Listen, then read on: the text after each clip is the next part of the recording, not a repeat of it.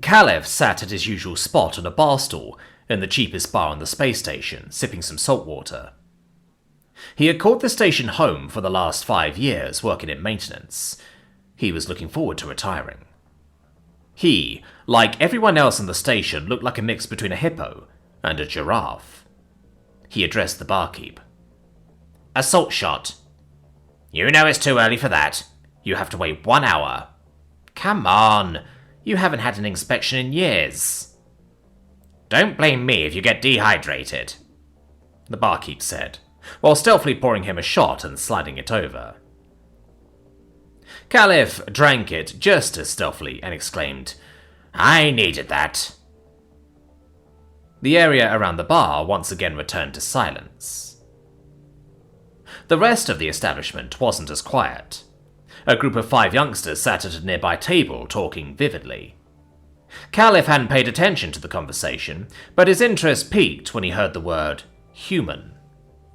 The conversation continued. "There is a human ship at the docks." "I want to go and see.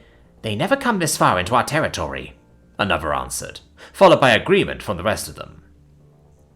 They finished their drinks in a hurry and were about to leave when Caliph stopped them with a "Don't." He was surprised he had said it himself, but he elaborated. "For your mental sanity, don't look for the human." "What makes you an expert on humans, old man?" "When I was in my youth, I worked with them, on a mining station located on the border between our territories." That sentence was rewarded with silence. "Trust me when I say you don't want to interact with them. They are deranged and crass. They don't mix well with the rest of the galaxy. We prefer they stay in their space, and they agree with that." "Do you know why they dislike us so much?" "Yes, they think we take things too literally." Another of the bar patrons butted in. "How else would you take things?" "I don't know, but that's what the humans said." One of the youngsters questioned, "How did the humans say it?" "You don't want to hear it." "Please, mister, tell us." So it's Mister now and not old man. "Alright, but don't blame me if you are confused. He said that we were stiff-necked bunch of aliens that can't have a normal conversation." One of the youngsters answered, "But our race is one of the most flexible necks of the known races." "I know." "We can turn our head to look behind us." "Believe I know. I said the same to the human." "What did the human answer?" "Are you sure you want to know?" Caliph said. The crowd that had gathered gave a nod.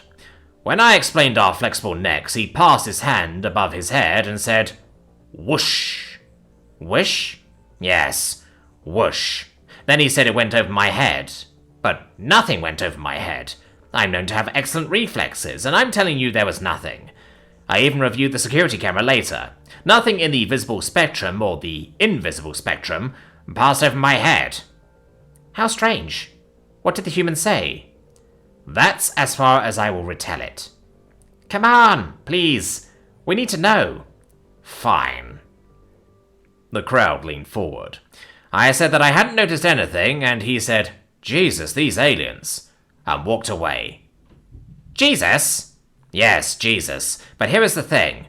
There wasn't anyone named Jesus in the room. Furthermore, I checked the crew manifest, and there wasn't anyone on the station named Jesus either." Everyone was silent, trying to figure out what everything meant. One of the patrons asked, "Do you have any more stories?" "Multiple. Are you sure you want to hear it?" It was the Salt talking now. He shouldn't have taken a shot this early. A resounding yes came from everyone in the room. "Okay. One time a human male wanted to mate with me." "But you can't produce any offspring." "I know." "Then why did he want to mate with you?" "I'll tell you the story. I was sitting doing maintenance on my slug thrower. I like to hunt and had made this one myself. Everyone agreed it was a very well-made gun. Anyway, a human walked past and saw it. He had everyone's attention as he paused to sip his salt water. The human approached me and asked if he could hold it, and I agreed. He thought it was so beautiful that he wanted to mate with me right then and there."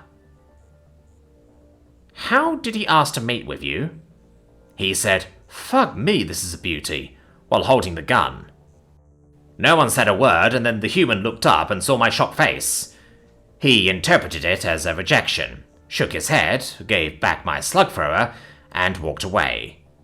Did he proposition you more later? No, just that one time.